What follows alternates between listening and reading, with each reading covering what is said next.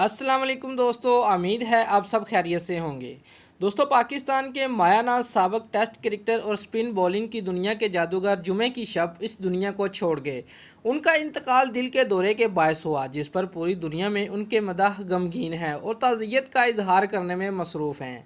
दोस्तों, वीडियो की मज़ीद तफसील में जाने से पहले आपसे गुजारिश है कि हमारे चैनल को सब्सक्राइब करने के साथ साथ बेल के बटन को भी ज़रूर दबाएं और हमारी वीडियो को लाइक करना मत भूलिए।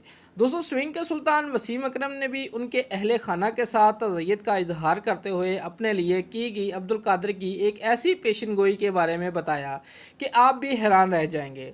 दोस्तों, वसीम अकरम ने ट्विटर में लिखा कि अब्दुल कादिर को बहुत सारी वजूहात की बिना पर जादूगर कहा जाता था, लेकिन जब उन्होंने मेरी आंखों में देखा और मुझे बताया कि तुम पाकिस्तान के लिए अगले 20 साल तक खेलने जा रहे हो, तो मैंने उनकी बात पर यकीन किया। एक जादूगर, यकीनन एक लेग स्पिनर, और अपने दौर के मौजूद आप बहुत याद आएंगे अब्दुल कादर, लेकिन बुलाए नहीं जा सकते।